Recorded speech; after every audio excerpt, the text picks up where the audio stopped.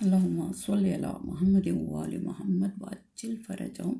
بسم اللہ الرحمن الرحیم۔ سورہ واقعہ کی بقیہ آیات۔ کہیے بے شک اگلے پچھلے سب کے سب ضرور اکٹھے کیے جائیں گے، جس کا وقت مقرر کیا جا چکا ہے۔ پھر اسے جھٹلانے والے گمراہو، تم زقوم کے درخت سے کڑوے پھل کھاؤ گے اور اسی سے اپنا پیٹ بھرا کرو گے، پھر اس پر گرم کھولتا ہوا پانی پیو گے، اور وہ بھی بری طرح انتہائی پیاس سے اونٹ کا پینا ہوگا، جیسے وہ غٹر غٹر تیزی کے ساتھ پیتے ہیں۔ پھر ان کی مہمانی کا سامان ہوگا بدلہ ملنے کے دن۔ ہم ہی نے تو تمہیں پیدا کیا ہے، پھر تم اس کی تصدیق کیوں نہیں کرتے ہو؟ پھر تم کیوں نہیں مانتے؟ اچھا تم نے کبھی غور کیا کہ جو نطفہ تم عورتوں میں منتقل کرتے ہو، تو کیا تم اس سے بچہ بناتے ہو یا اس کے پیدا کرنے والے ہم ہیں؟ ہم ہی نے تمہارے درمیان موت کا نظام قائم کیا ہے، اور ہم کبھی بے بس نہیں ہو سکتے اس میں کہ ہم تمہاری شکلیں اور حلیے بدل دیں، پھر کسی ایسی شکل میں تمہیں پیدا کر دیں جس کو تم جانتے تک نہیں، اور جب کہ تم اپنی پہلی پیدائش کو تو جانتے ہی ہو کہ ماں کے پیٹ سے اب تک تمہاری کتنی شکلیں، صورتیں، حالتیں اور حلیے بدلے گئے ہیں، پھر کیوں نہیں سمجھتے؟ پھر کیوں سبق نہیں لیتے؟ اچھا تو کیا تم نے کبھی سوچا کہ یہ بیج جو تم بوتے ہو، کیا ان سے کھیتیاں تم اگاتے ہو یا ان کے اگانے والے ہم ہوتے ہیں؟ اگر ہم چاہیں تو اس کو سکھا کر چورا چورا یا بھس بنا کر رکھ دیں تو تم حیرانی سے باتیں ہی بناتے رہ جاؤ گے کہ ہم پر تو الٹی چوٹ پڑ گئی، بڑا مالی نقصان ہو گیا، چٹی لگ گئی، بلکہ ہماری تو قسمت ہی پھوٹی ہوئی ہے، ہم تو بالکل ہی بد نصیب رہے۔ کبھی تم نے آنکھیں کھول کر غور سے دیکھا اس پانی کو جو تم پیتے ہو؟ کیا تم نے اسے بادل سے برسایا ہے یا اس کے برسانے والے ہم ہیں؟ اگر ہم چاہیں تو اسے بالکل کھاری کڑوا بنا دیں، پھر تم شکر کیوں نہیں کرتے؟ کبھی تم نے آگ کو غور سے دیکھا جسے تم جلاتے اور روشن کرتے ہو؟ کیا اس آگ کو جلانے کے لیے لکڑی فراہم کرنے والے درخت کو تم نے پیدا کیا تھا، یا مرخ اور افار نامی وہ درخت جن کی ٹہنیوں کو ایک دوسرے پر مار کر قدیم عرب آگ سلگایا کرتے تھے کو تم نے پیدا کیا تھا، یا اس کے پیدا کرنے والے بھی ہم ہی ہیں؟ ہم ہی نے اس درخت کو یاد دہانی کا ذریعہ اور ضرورت مندوں، صحرا میں اترے ہوئے مسافروں، بھوکوں اور آگ سے کام لینے والوں کے لیے فائدہ اٹھانے کا ذریعہ بنایا ہے۔ بس اپنے عظیم پالنے والے مالک کے نام کی تسبیح پڑھو کہ وہ ہر قسم کے عیب سے پاک ہے اور تمام کمالات اور خوبیوں کا مالک ہے۔ بس نہیں، میں قسم کھاتا ہوں تاروں کے مقامات، منزلوں، راستوں اور مداروں کی، اور اگر تم سمجھو تو یہ ایک بہت ہی بڑی قسم ہے کہ یقیناً یہ ایک بلند مرتبے والا قرآن ہے جو ایک نظروں سے پوشیدہ چھپی ہوئی محفوظ لوح محفوظ میں ثبت ہے، جسے مطہرین کے سوا کوئی چھو بھی نہیں سکتا۔ یہ تمام جہانوں کے پالنے والے مالک کی طرف سے اتارا ہوا ہے۔ پھر کیا ایسے بیان اور کلام سے تم بے پرواہی کرتے ہو، اور اس عظیم نعمت میں تم نے اپنا حصہ بس یہ رکھا ہے کہ اس کو جھٹلاتے رہتے ہو، یا تم نے اپنی روزی اسی کو قرار دے رکھا ہے کہ تم اس کو جھٹلاتے رہو؟ تو کیوں نہیں جب روح نکل کر گلے تک پہنچ جاتی ہے، اس حالت میں کہ تم آنکھوں سے دیکھتے رہے ہوتے ہو اور ہم اس وقت تم سے زیادہ اس کے قریب ہوتے ہیں، مگر تم کو نظر نہیں آتے؟ تو کیوں نہیں؟ اگر تم کسی کے گروی یا محکوم نہیں ہو، اگر تمہیں جزا اور سزا ملنے والی نہیں ہے، تو جب مرنے والے کی روح حلق تک پہنچ چکی ہوتی ہے، اس وقت اس کی نکلتی ہوئی جان کو واپس کیوں نہیں لے آتے اگر تم سچے ہو؟ اب اگر وہ مرنے والا خدا کے مقربین میں سے ہے تو اس کے لیے راحت ہی راحت، آرام ہی آرام، عمدہ رزق اور نعمت بھری جنت کے سرسبز و شاداب گھنے باغ ہیں، اور اگر وہ داہنی طرف والے عالی مرتبہ خوش قسمت لوگوں میں سے ہے تو اس کے لیے خیریت ہے، امن ہی امن ہے۔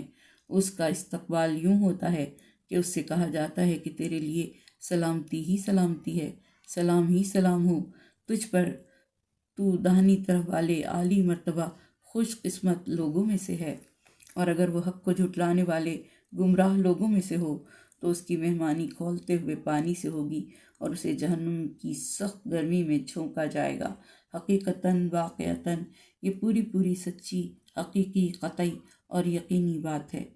تو اپنے عظیم پالنے والے مالک کے نام کی تسبیح پڑھو، یعنی رکوع میں سبحان ربی العظیم و بحمدہ اور سجدے میں سبحان ربی الاعلیٰ و بحمدہ پڑھ کر خدا کی پاکیزگی، بے عیبی اور کمال کا دل اور زبان سے اعتراف کرو۔ حضرت امام محمد باقر علیہ السلام نے فرمایا کہ جو شخص ہر شب سورہ واقعہ سونے سے پہلے پڑھے گا تو جس وقت وہ حق تعالیٰ کی بارگاہ میں حاضر ہوگا اس کا چہرہ 14ویں کے چاند کی طرح چمکے گا۔ اور امام جعفر صادق علیہ السلام فرماتے ہیں کہ جو شخص ہر شب جمعہ کو یہ سورہ پڑھے گا تو خدا تعالیٰ اس کو اپنا دوست گردانے گا اور تمام لوگوں کے دلوں میں اس کی دوستی ڈال دے گا۔ وہ فقیری کبھی نہیں دیکھے گا، نہ کبھی محتاج ہوگا، دنیا کی آفتوں اور بلاؤں سے محفوظ رہے گا، حضرت امیر المومنین علیہ السلام کے رفقا میں شمار ہوگا۔ عثمان بن عفان جب عبداللہ ابن مسعود کی عیادت کو گئے تو حضرت عثمان نے ان سے پوچھا کہ تمہیں کس چیز کی شکایت ہے؟ کہا اپنے گناہوں کی۔ پوچھا کیا آرزو رکھتے ہو؟ کہا رحمت پروردگار کی۔ اس کے بعد دریافت کیا کہ طبیب کو بلاؤں تمہارا علاج کرے؟ کہا طبیب ہی نے مجھ کو بھی مار ڈالا ہے۔ کہا کچھ تمہاری مالی مدد کروں؟ کہا جب میں محتاج تھا اس وقت تم نے میری مدد نہیں کی، اور اب جب مجھے ضرورت نہیں تو مجھ کو دینا چاہتے ہو۔ حضرت عثمان نے کہا تمہارے بیٹوں کو کچھ دے دوں کہ ان کو بھی ضرورت نہیں؟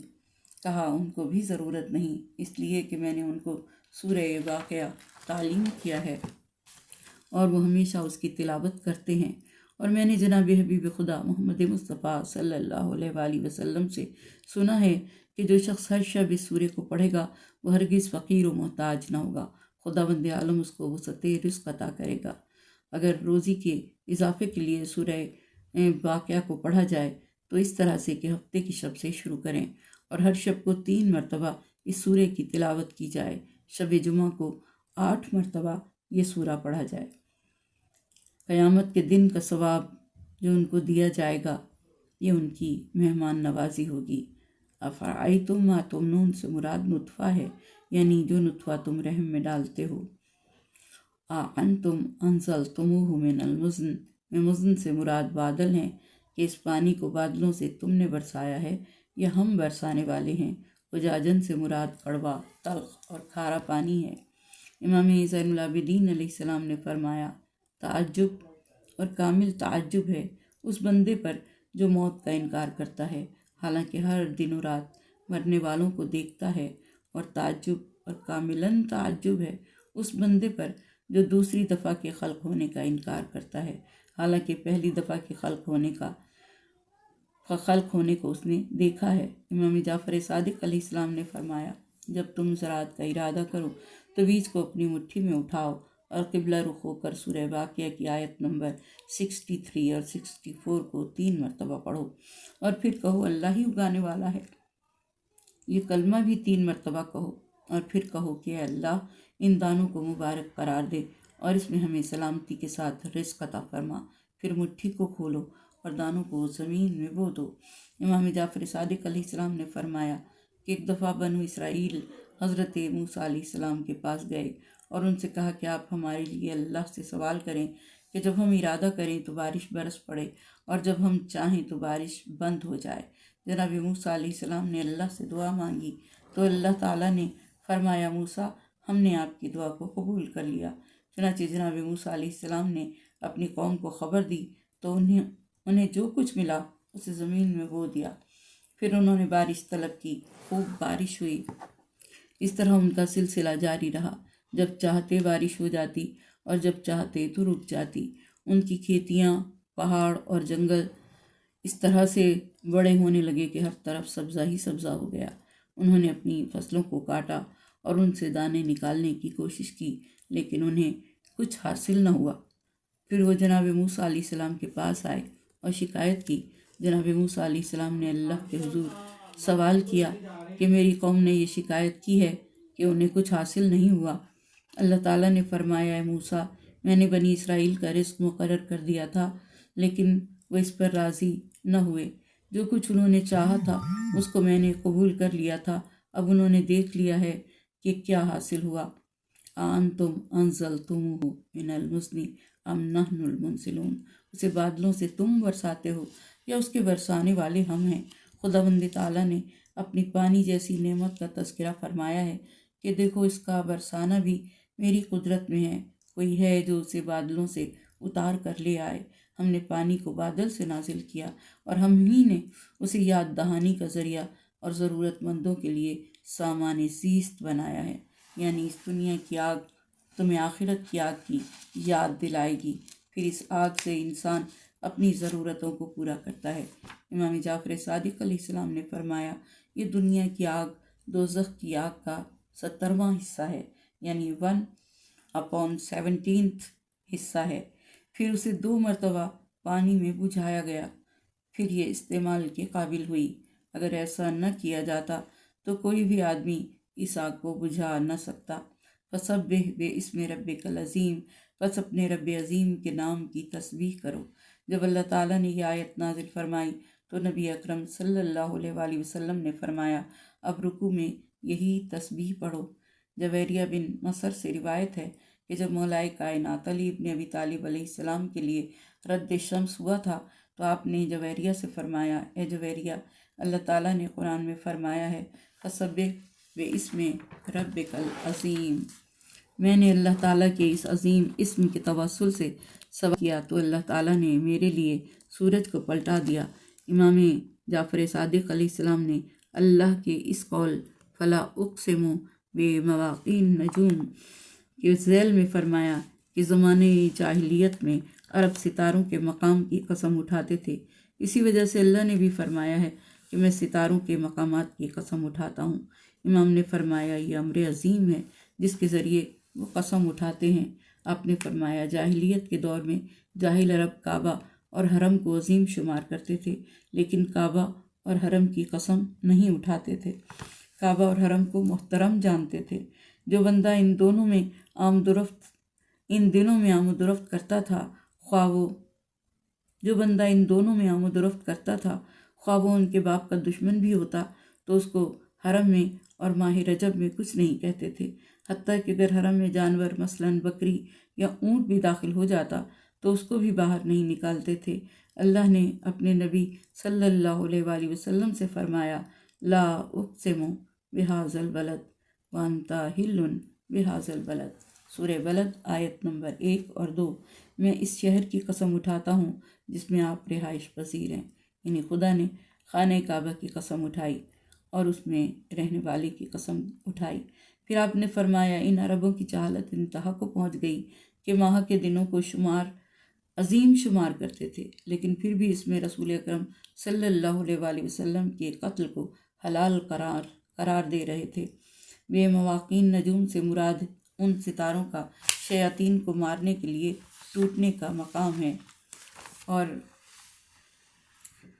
फी किताबिन मकनून, जो एक पोशीदा किताब के अंदर है। इमाम जाफ़र सादिक़ अलैहिस्सलाम ने इरशाद फरमाया कि अल्लाह ताला ने कलम को जन्नत के दरख्त से पैदा किया और उस जन्नत का नाम जन्नत खुल्द है।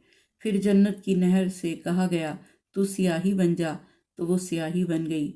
बर्फ़ से ज़्यादा सफ़ेद हो गई, शहद से ज़्यादा शीरीं हो गई। फिर कलम से फरमाया कि तू लिख। उसने कहा कि ऐ मेरे रब, क्या लिखूं? उसे कहा गया, जो हो चुका है और जो होने वाला है उसे लिख। कलम ने रकीक जिल्द पर लिखा, जो चांदी से ज़्यादा सफ़ेद थी और याकूत से ज़्यादा शफ़ाफ थी। फिर उसे लपेट लिया गया और अर्श के रुकन में रख दिया गया। फिर कलम के मुंह पर मोहर लगा दी गई ताकि वो कभी बोल ना सके। यही वो किताब मकनून है। इमाम रज़ा अलैहिस्सलाम ने फरमाया, कुरान पाक को नापाक बंदा मस न करे, हालत जनाबत हालत हैज़ में मस न करें। मुहद्दिस यानी वो हदस जिससे वज़ू बातिल हो जाए वो भी कुरान पाक को मस न करे। अफ़ा बिहाज़ल हदीसी अंतुम मुदहिनून, क्या तुमने इस कलाम के साथ बेतनाई बरतते हो और तुम तकज़ीब करने को ही अपना हक करार देते हो।